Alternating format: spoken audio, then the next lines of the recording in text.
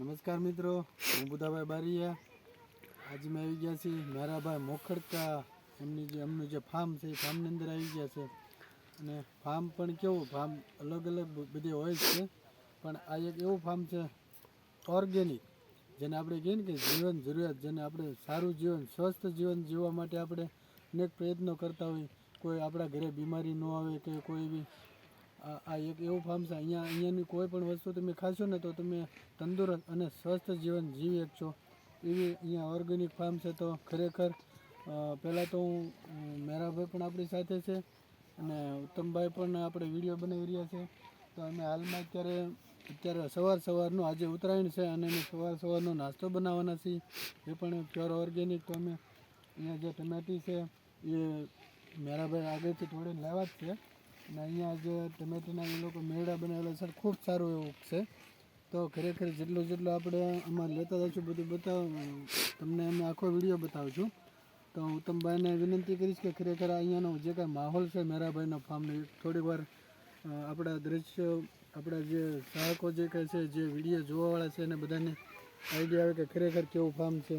આ જમરૂખ છે, જો તમે બધા ઓર્ગેનિક જ છે. અહીંયા કોઈ એવું વસ્તુ અહીંયા નાખેલી નથી કે કોઈ એવી દવા છાંટી એટલે નથી, જંતુનાશક કે એવું કોઈ પરદેશી ખાતર નહીં. અહીંયા દેશી ગાય આધારિત જેને આપણે ખેતી કહીએ. તો ખરેખર આ નજારો જોવાલાયક છે, અને હું તો એમ કહું, સમય હોય અને અનુકૂળ હોય તો ક્યારેક અહીંયા અવશ્ય પધારજો. અને જો સારું જીવન જીવવું હોય તો ઓર્ગેનિક વસ્તુનો ઉપયોગ કરજો, અને ઓર્ગેનિક વસ્તુ ખાવાનો આગ્રહ રાખજો. ભલે થોડું મોંઘું લાગશે પણ ખરેખર સારું છે. તો ટમેટા લઈ લીધા છે. હવે આપણે આગળનું જે કાંઈ તોડવાનું છે, જે મેરાભાઈ આપણે જ્યાં લઈ જશે ને આપણે જઈએ. આપણે દાંતણથી માંડીને અહીંયા બધું દેશી. હા, દાંતણ પણ અમને જો એકદમ ઓર્ગેનિક આપણે કહીએ, જે ટૂંકમાં કુદરતી 3 પ્રકારના તમને દાંતણ અત્યારમાં આપ્યા છે. લીમડાનું આપ્યું છે, જમરૂખડીનું આપ્યું છે અને દાડમડીનું આપ્યું છે, જે તમારે ઘસવું. એટલે ટૂંકમાં એકદમ આજનો દિવસ અમારો મેરાભાઈના નામે છે એમ કહો તો હાલે. આજે ઉત્તરાયણ પર્વ છે અને અમે આજ મેરાભાઈની સાથે અમે આખો દિવસ રહેવાના છીએ. અને અહીંયાનો જે કાંઈ આગળનો માહોલ છે, ટમેટા તોડ્યા છે ને હવે આગળનું અમે જે કાંઈ લેવા જઈએ છીએ અમે તમને બતાવશું. ઉત્તમભાઈ તમને વિડીયો ઉતારવામાં હેલ્પ કરે છે. ખરેખર હવે આપણે અહીંયા પાલક પણ, એમાં આપણે જે સબ્જી બનાવવાની છે અત્યારના નાસ્તામાં પાલક પણ લેવાની છે. તો મેરાભાઈ તોડવા મળ્યા છે, મેં પણ થોડીક લઈ લીધી છે. તો ખરેખર ખૂબ સારી પાલક છે. અને હવે પછી અહીંયા જે કાંઈ આપણે તમે જોશો આ ફુલેવર છે, અને એકદમ ખૂબ સારો આ જે કુદરતી જે કહે ને, કુદરતી બનેલી છે વસ્તુ. કોઈ દેશી ખાતર જ બધું નાખેલું છે, ગાય આધારિત ખેતી, એટલે ટૂંકમાં બહુ સારું છે. અને બાજુમાં ત્યાં આપણે જો હજી સૂજી નાની થઈ છે, મોટી નથી થઈ, પણ ખૂબ સારી છે. તો આપણે બાજુમાં તે પાપડી વાલોળ છે, એ પણ આપણે થોડી તોડવાની છે. તો મેરાભાઈને કહીશ કે થોડીક મદદ કરાવો, થોડીક મદદ કરાવો, એટલે આપણે ઝડપથી નાસ્તો થાય, સબ્જી બનાવીને નાસ્તો કરતા થઈએ. આ પાપડી વાલોર એવી છે કે આ એકદમ દેશી વાલોર છે, થાય નાની એવી, પણ આમાં મીઠાશ બહુ સારી હોય, મસ્ત મીઠાશ હોય. સરસ.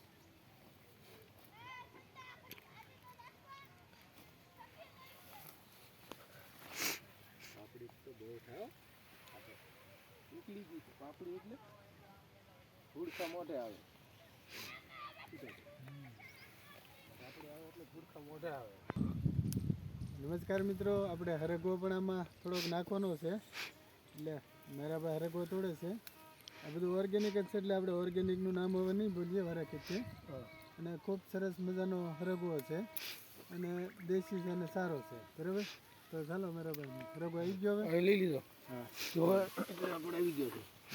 તો આગળ તૂર લેવાની છે. જો અહીંયાથી ઉત્તમભાઈ આ તૂર પણ દેખાડો, જો ભૂડકા મોઢે છે, ને ટૂંકમાં લાગત લઈ લો ઢગલા મોઢે છે, એવી રીતે કહો તો હાલશે એમ. તો મેરાભાઈ તોડવાની શરૂઆત કરી દીધી છે. આપણે પણ થોડીક લઈ લઈશું, કારણ કે અહીંયા 3 થી 4 ભાતની તૂર છે. આ તો હજી એક જ વકલ આપણને દેખાડી છે. મેરાભાઈ જે કહેતા 2 થી 3 જાતની છે, તો આપણે આગળ જે આપણે બતાવશું. હવે આપણા જે રીંગણામાં જે લેવાના છે, રીંગણા પણ આપણે તોડી લીધા છે. જો સરસ મજાના છે, ગુલાબી રીંગણા અને કાંટાળા. મેરાભાઈ પણ બીજા તોડશે, આપણે બધા હારી સરસ મજાનું આગળ વિડીયોગ્રાફરનું કામ મેરાભાઈ કરી રહ્યા છે, ઉત્તમભાઈ કરી રહ્યા છે, મેરાભાઈ મને હેલ્પ કરી રહ્યા છે અને ફાર્મની અંદર. તો ચાલો રીંગણા લઈ લીધા છે, આગળ જે કાંઈ આપણે તોડવાનું છે એ જઈ જવા. આપણે આજે ઉત્તરાયણ છે ને, ઉત્તરાયણ નિમિત્તે શેરડીનું ખાસ મહત્ત્વ હોય છે. તો આ શેરડી છે એ મેરાભાઈના ફાર્મની અંદર પણ અવેલેબલ છે અત્યારે અને એકદમ ઓર્ગેનિક છે. તો ઉત્તમભાઈને કહું છું કે વ્યવસ્થિત શેરડી બતાવે, આપણા દર્શકોને પણ ખબર પડે કે મેરાભાઈની ફાર્મની અંદર શું વસ્તુ છે. તો ચાલો આ પતે પછી આપણે આગળ આવીએ. મરચાં પણ અત્યારમાં જોઈશે ને નાસ્તામાં, એટલે આપણે મરચાં તોડવા પણ આવી ગયા છીએ. આગળ મેરાભાઈ તોડવાનું ચાલુ કરી દીધું છે. અને મૂળા પણ આપણે આવી ગયા છે, તેમાં બધું ભરવા માંડીએ. એક કાથરોડ તો ભીરીવાળેથી બાયું લઈ ગયા છે, આગળની બધી તૈયારી કરે છે, એટલે આપણે એ પણ બતાવીશું કોણ રસોઈ બનાવે છે અને કઈ રીતનું બનાવે છે અને કઈ રીતનું ખાવાનું છે. જો શક્ય હશે ને મેરાભાઈની આજ્ઞા હશે તો એ પણ અમે બતાવીશું. ખૂબ સારા એવા મરચાં છે અને એકદમ ઓર્ગેનિક છે, એટલે ખાવાની પણ મજા પડે એવી છે. જો આ આનંદ તમારે પણ લેવો તો તમે પણ ક્યારેક અમારી સાથે જોડાજો.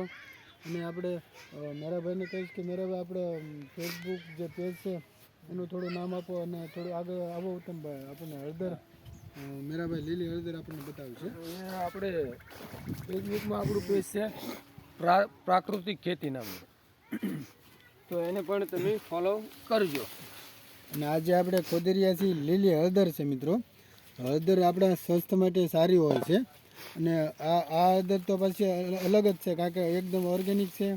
એટલે આ અમૃત છે ને એમ કહીએ તો હાલે. તમે ભલે આ વસ્તુ જો તમે ખાતા થઈ જશો તો તમારે ક્યારે દવાખાને જવાની કે એવી કોઈ દવા લેવાની જરૂર નહીં પડે, કારણ કે આ એકદમ અમૃત જ છે એમ કહો ને તો હાલ છે એમ. ખરેખર ના સરસ હાલ. આ તમે જોઈ શકો છો લીલી હળદર છે, જે માર્કેટમાં અત્યારે શિયાળામાં જ મળતી હોય છે, બાકી ન મળતી હોય. અને આ જે છે ને ખરેખર હું તો એમ કહું અમૃત આજે અમે ખાવા આવ્યા છીએ એમ કહેશું તો પણ હાલ છે એમ. તો આ જે કંઈ 2-3 ગાંઠિયા છે એ ખેંચી લો મેરા ભાઈ. હવે પછી આગળનો દોર આપણે બતાવશું. મિત્રો શાક તમે ગમે એ બનાવો, કોઈ પણ બનાવો તો એમાં કોથમરીની જરૂર પડતી જ હોય છે.